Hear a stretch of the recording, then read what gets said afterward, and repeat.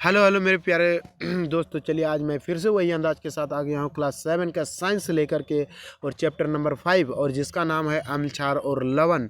और इसको हम लोग वही अंदाज से पढ़ने वाले हैं और इसके जितने भी ऑब्जेक्टिव क्वेश्चन होंगे सबको इसको हम लोग इसको क्या करेंगे, फोड़ डालेंगे।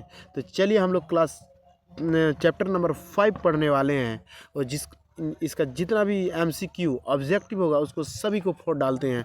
तो जो भी देख रहे हैं इस चैनल को, इस चैनल में क्या कर रहे हैं, बने रहें। चलिए पहला नंबर क्वेश्चन हम लोग पढ़ने वाले हैं। क्या पहला नंबर क्वेश्चन है हम लोगों का, कह रहा है कि क्षार कैसा होता है। क्षार सबसे पहला नंबर क्वेश्चन होता है, क्षार कैसा होता है।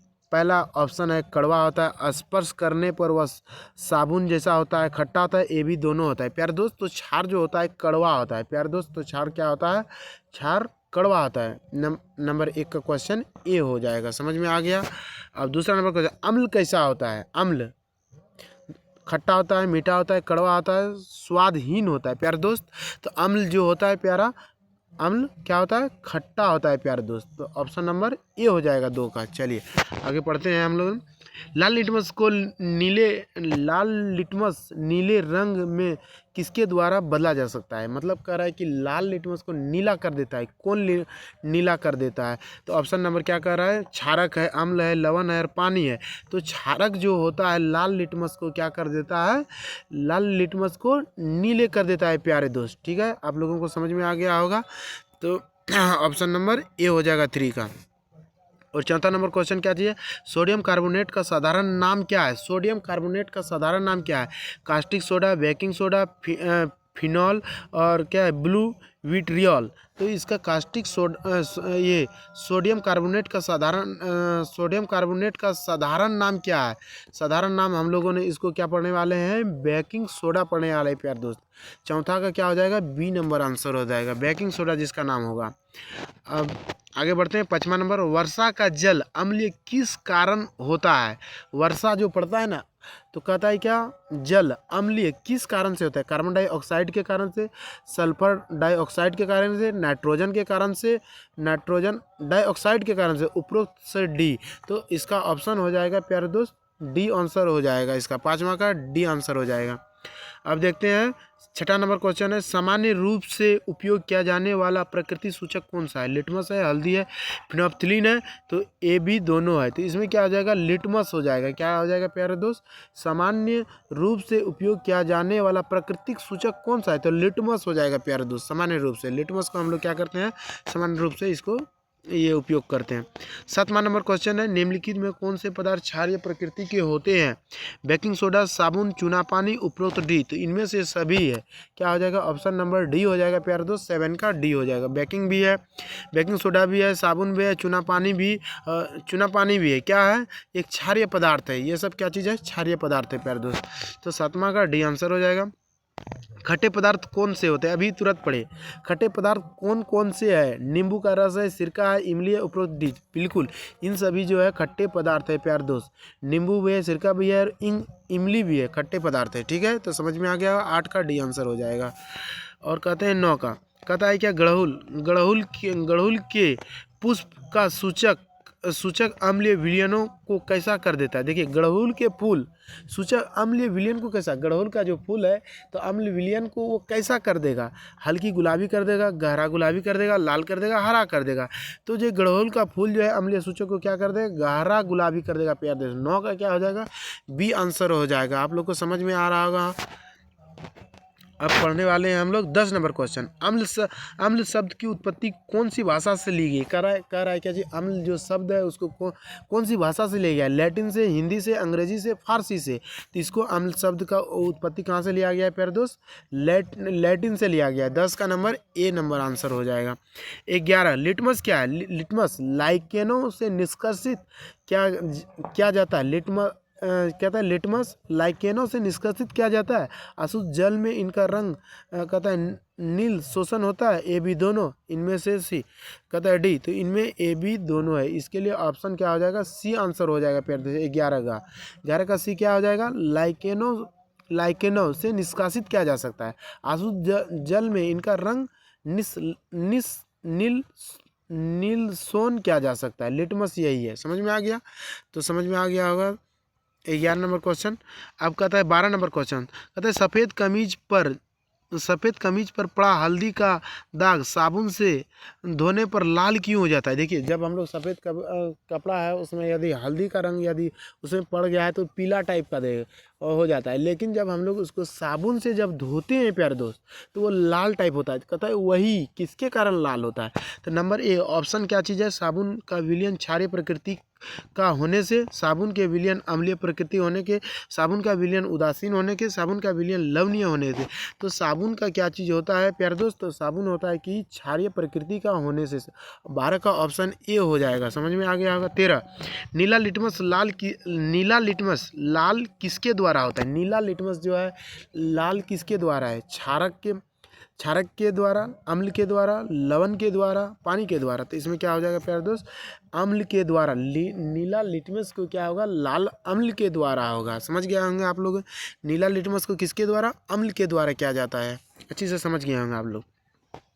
लाल व नीले लिटमस किस रूप में उपलब्ध होते हैं। लाल और नीला लिटमस जो कहता है कि वो किस रूप में पाया जाता है, पात्र के रूप में, कागज के रूप में, फिनोप्थिलिन के रूप में, कहता है ए भी दोनों। तो कहता है पत्र के रूप में पाया जाता है। किसके रूप में पाया जाता है प्यारे दोस्त, 1 नंबर पत्र के रूप में पाया जाता है। तो समझ गए होंगे हम लोग, 14 का ए आंसर हो गया है। अब करने वाले हैं 15। कहता है वे विलयन क्या कहलाते हैं जो लाल अथवा नीले लिटमस पत्र को परिवर्तित नहीं करते हैं। कहता है कि नीला लाल को भी नहीं कर पाता है ना, क्या कहता है, लाल को नहीं कर पाता है ना नीला को, किसी को भी वो चेंज नहीं कर पाता है। तो कहता है अम्लीय विलयन कहेंगे, क्षारीय विलयन कहेंगे, उदासीन कहेंगे, इनमें कोई नहीं। तो इनमें हम लोग उदासीन, जब कोई कुछ कर ही नहीं पाता है तो उसको हम लोग प्यारे दोस्त क्या कहेंगे, उदासीन कहेंगे। 15 का सी हो जाएगा। आप लोग को समझ में आ गया होगा, ठीक है। चलिए आगे बढ़ते हैं हम लोग। क्वेश्चन नंबर 16 कहते हैं सोने चांदी के आभूषण कौन से अम्ल द्वारा साफ किया जाए। बिल्कुल देखे होंगे कि सोना चांदी में आभूषण यदि किसी तरह के दाग धब्बे पड़ जाते हैं तो उसको साफ किया जाता है। तो कहता है क्या उसको किससे किया जाता है, कौन सा अम्ल से किया जाता है या क्षार से किया जाता है। तो वही पढ़ने वाले कि सोने चांदी के आभूषण कौन से अम्ल द्वारा साफ किया जाता है। से सोरे का अम्ल, नमक का अम्ल, कहता है गंध का अम्ल, साइट्रिक अम्ल। तो कहता है कि सोरे का अम्ल के द्वारा किया जाता है। सोरे का अम्ल के द्वारा जो सोना चांदी को साफ किया जाता है। 16 का ऑप्शन क्या हो जाएगा, ये हो जाएगा प्यारे दोस्तों। अब 17 का पढ़ते हैं। कहते हैं किसी अम्ल व क्षारक के बीच होने वाली अभिक्रिया क्या कहलाती है। किसी अम्ल और क्षारक के बीच होने वाले होने वाली क्रिया कहता है विलयन कहलाएगा, उदासीन कहलाएगा, लवणीय कहलाएगा, और क्या कहता है इनमें से कोई नहीं कहलाएगा। तो बी नंबर आंसर हो जाएगा। अम्ल व क्षारक के बीच होने वाली प्रक्रिया क्या कहलाएगी, उदासीन कहलाएगी प्यारे दोस्त। तो क्या 17 का बी नंबर आंसर हो जाएगा, उदासीन हो जाएगा। जब 18 कहता है जब विलयन क्षारीय होता है तो फिनोप्थिलिन कैसा रंग होता है। कहता है क्या कि जब विलयन क्षारीय होता है तो फिनोप्थिलिन कैसा रंग होता है। जब विलयन क्षारीय प्रकृति का तो विलयन कैसा होगा, गुलाबी होगा, लाल होगा, नीला होगा, हल्का गुलाबी होगा। तो क्या हो जाएगा प्यारे दोस्त, तो क्या हो जाएगा इसका ए नंबर आंसर हो जाएगा, गुलाबी होगा। क्या हो जाएगा, गुलाबी। 18 का कहता है जब विलयन क्षारीय होता है तो फिनोप्थिलिन कैसा हो जाता है। जब विलयन क्षारीय होता है तो फिनोप्थिलिन कैसा होगा, गुलाबी हो जाएगा। आप लोग समझ गए होंगे। चलिए अगला नंबर क्वेश्चन पढ़ते हैं। 19 गुड़हल के फूल का सूचक क्षारीय विलयनों को कैसा कर दे। गुड़हल का जो फूल है और यदि उसमें क्षारीय विलयन में हम डालते हैं तो वो कैसा रंग बदल देगा, हल्का गुलाबी, गहरा गुलाबी, लाल, हरा। तो इसमें क्या हो जाएगा, हरा रंग कर देगा प्यारे दोस्त। क्या हो जाएगा, 19 का डी हो जाएगा। तो वही कहते हैं गुड़हल के पुष्प यदि सूचक क्षारीय विलयन को कैसा कर देगा, क्षारीय गुड़हल का फूल है और क्षारीय विलयन है और उसमें हम डालते हैं तो वो हरा रंग में परिवर्तित कर देगा। 19 का डी आंसर हो जाएगा। 19 का क्या हो जाएगा, डी हो जाएगा। अब पढ़ने वाले हैं 20 अमाशय की अम्लता को किसकी सहायता से दूर किया जाता है। अमाशय की अम्लता को किसकी सहायता से दूर किया जाता है। पानी से, चाय से, कहता है मिल्क और मैग्नीशिया से, साधारण नमक से। तो कहता है अमाशय की जो मिल्क और मैग्नीशिया से प्यारे दोस्त, कहता है क्या अमाशय की अम्लता को किसकी सहायता से दूर किया जाता है। तो क्या किसी का मिल्क और मैग्नीशिया जो एक क्षारीय प्रकृति का है जो कि उसको एसिडिटी को क्या करता है, वो ख़त्म कर देता है। 20 का आंसर क्या हो जाएगा, सी हो जाएगा। अब पढ़ने वाले हैं साबुन। साबुन में कौन सा क्षारक होता है? सोडियम हाइड्रोक्साइड होता है, पोटेशियम हाइड्रोक्साइड होता है, मैग्नीशियम हाइड्रोक्साइड होता है। तो इनमें से क्या हो जाएगा? डी हो जाएगा प्यारे दोस्त। इनमें से क्या हो जाएगा? डी हो जाएगा। 21 का डी हो जाएगा। आप लोग समझ में आ गया होगा। सोडियम हाइड्रोक्साइड भी हो जाएगा, पोटेशियम हाइड्रोक्साइड भी होगा, मैग्नीशियम हाइड्रोक्साइड भी होगा। तो 21 का डी हो जाएगा। आप लोग समझ गए होंगे। 22 का आंवला में कौन सा अम्ल पाया जाता है? लैक्टिक अम्ल, टर्टरिक अम्ल और ऑक्सलिक अम्ल। कहता है क्या कहता है? एस्कॉर्बिक अम्ल। तो आंवला में जो है एस्कॉर्बिक अम्ल पाया जाता है, जिसको हम लोग विटामिन सी भी कहा जाता है प्यारे दोस्त। समझ में आ गया होगा आप लोग का। 22 का डी आंसर हो जाएगा। अब 23 पढ़ने वाले हैं अम्लीय। तो क्या कह रहा है कि अब 23 नंबर क्वेश्चन, अम्लीय अपशिष्टों के द्वारा जल स्रोतों को कौन सा प्रभावित करता है? अम्लीय अपशिष्टों के द्वारा जल स्रोतों में कौन प्रभावित करता है? कंकड़ करता है, जलीय जंतु करता है, जलीय पौधे करता है, ए बी सी दोनों करता है। तो इनमें से क्या करता है? बी सी दोनों कर रहा है प्यारे दोस्त। इसका ऑप्शन डी होगा। ठीक है, डी होगा इसका। और देखते हैं 24, अम्ल। अम्ल किस प्रकार का आयन उत्पन्न, देखिए बिल्कुल अम्ल किस प्रकार का आयन उत्पन्न करता है? तो अम्ल जो होता है वो H-CHO H+O CHO। तो कहता है अम्ल जो है H+ आयन उत्पन्न करता है प्यारे दोस्त। तो अम्ल जो है H+ आयन उत्पन्न करता है। 24 का सी आंसर हो जाएगा। 24 का सी। अब 25 कहता है चींटी के डंक के साथ त्वचा में कौन सा द्रव डाल देते हैं? जैसे कहता है कि चींटी जब काट ये करती है तो क्या कहता है कि कौन सा क्या डाल देता है? क्या कर देता है?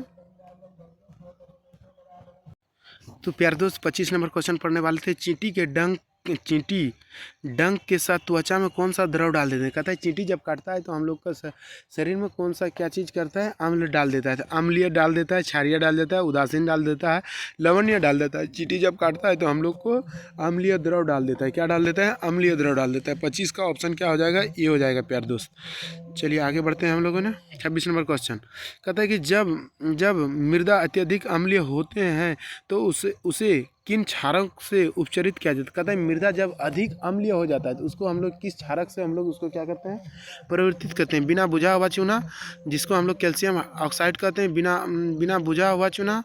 और कहता है कैल्शियम हाइड्रोक्साइड कहते हैं, कैल्शियम कार्बोनेट। तो ए बी दोनों। तो इनमें से क्या हो जाएगा? डी नंबर क्या हो जाएगा? इनमें ए बी दोनों डालते हैं। ए बी दोनों डालते हैं। डी नंबर ऑप्शन है। बिना बुझा हुआ चूना भी डालते हैं, जिसको हम लोग कैल्शियम ऑक्साइड कहते हैं, और बिना बुझा हुआ चूना कैल्शियम हाइड्रोक्साइड दोनों डाल देते हैं हम लोग जब अम्लीय हो जाता है। क्या? मिट्टी जब हो जाता है। तो आप लोग समझ गए होंगे। 27 कहता है मृदा को अम्लीय कौन बनाता है?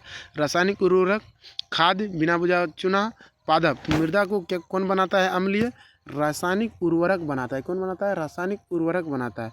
मृदा को अम्लीय कौन बनाता है? रासायनिक उर्वरक बनाता है। 27 का ए नंबर ऑप्शन हो जाएगा। 28 नंबर कहता है अपचयन क्या है? अपचयन पाचन क्रिया ठीक ना होना, आमाशय में अम्ल की मात्रा आवश्यकता से अधिक होना, आमाशय में क्षारक की मात्रा अधिक होना, ए बी दोनों। तो ए बी क्या हो जाएगा? दोनों हो जाएगा। ए बी क्या हो जाएगा? दोनों। क्या हो जाएगा इसमें? ए बी दोनों। तो पाचन की क्रिया ठीक ना होना, अपचन, अपचन, अपचयन क्या हो जाएगा? अपचयन।